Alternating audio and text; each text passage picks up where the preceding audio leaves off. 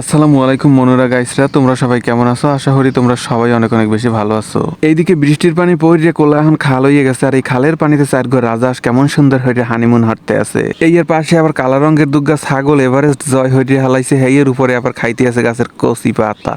এত কষ্ট হইরে ছাগলে যেহেতু এই কচি পাতাগুলা মজা হইরে খাইতে আছে, হেলে বোঝাই যাইতে আছে এই পাতাগুলা বেমালা পুষ্টিকর। হেয়ার পর কিছুক্ষণ খাড়াইয়া খাড়াইয়া মনে মনে ভাবলাম, এই পুষ্টিকর খাবারগুলা তো ছাগলরে খাইতে দেওয়া যাইবে না। ছাগলের মতো রূপ আর শক্তি আমিও চাই, আর তাই ছাগলের মোহের এই খাবারগুলারে কেমনে মানুষের জন্য উপযোগী করা যায় আজকের ভিডিওতে দেখামু এই রেসিপি। ছাগলের খাওয়া এই কচি কচি পাতাগুলো আসলে সজনা পাতা, আর তোমরা অনেকেই জানো কিন্তু এই সজনা পাতায় আছে বেমালা পুষ্টিগুণ, আর তাই এহিন্দা পুষ্টিগুণে ভরপুর কতগুলো সজনা পাতা ছিঁড়ে লই আইছে, কারণ আজকে তোমাকে বানাইয়া দেখামু এই সজনা পাতার বড়া। সজনা পাতার বড়া বানানোর জন্য কিন্তু অবশ্যই গাছের কচি কচি পাতাগুলো বাইছে আনবা যাও। পাকোড়া বানানোর জন্য শুধু পাতাগুলাই নেমু, এই জন্য সজনার ডান্ডি দিয়ে পাতাগুলার এইভাবে খইরাইয়া আলাদা হইয়া নিতে আসি। এইভাবে সমস্ত কচি কচি পাতাগুলারে আলাদা হওয়ার পর এখন এই পাতাগুলারে ভালো মতো কুচি কুচি হইয়া কুচাইয়া নিতে হইবে। এখন এই সমস্ত পাতাগুলারে ভালোভাবে কুচাই নেওয়ার পর পরিষ্কার পানি দিয়া কসলাইয়া কসলাইয়া কায়দা মতো ধুইয়া নিতে হইবে।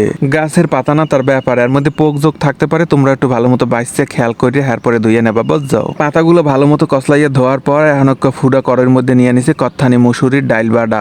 এখন এই বাডা মুসুরির ডাইলের মধ্যে দিয়ে দিতে আসি 2 কাপের মতো বেসন।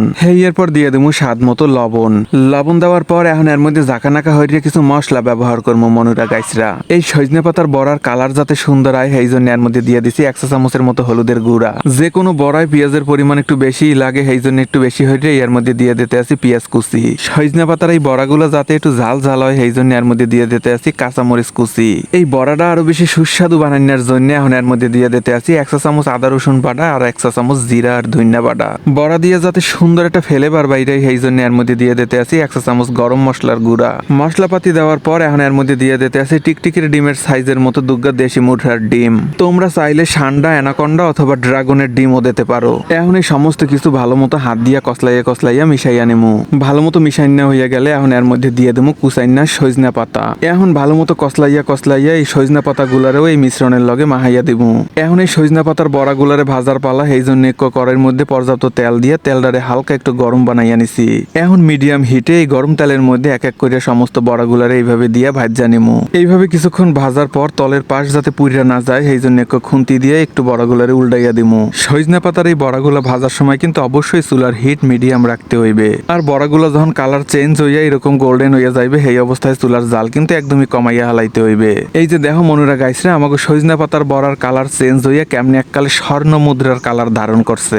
একটা মানুষের মধ্যে কতটা ক্রিয়েটিভিটি থাকলে ছাগলের খাবারটারে এবিল স্বর্ণ মুদ্রার মতো বানাইয়া হালায়। এই আসুক্কা ক্রিয়েটিভিটির জন্য মোরে অ্যাওয়ার্ড দেওয়া উচিত না মনুরা গাইসরা কও? যাই হোক, এই যে দেখো মনুরা গাইসরা, মগো সজনা পাতার বড়া রেডি। দেখতেই পাইলে সাধারণ পাতা ছাতা দিয়ে কেমন সুন্দর টেস্টি বড়া বানাইয়া হালাইলাম। এখন যেহেতু বর্ষার শুরু এই জন্য গাছে কিন্তু প্রচুর পরিমাণে কচি সজনে পাতা হইতে আছে, তাই সময় থাকতে থাকতে এই ভিটামিন যুক্ত কচি কচি সজনে পাতা দিয়ে এবিল মজাদার পাকোড়া তোমরাও বানাইয়া টেস্ট করিয়া দেখতে পারো। আচ্ছা মনুরা গাইসরা, এখন হেলে মই যাই, কারণ এখন এই বড়াগুলা মোর খাইতে হইবে। তোমাকে সামনে খাইলাম না, কারণ তোমরা আবার লোবা টোবা দিতে পারো। তোমরা সবাই অনেক অনেক বেশি ভালো থাকতে যাও।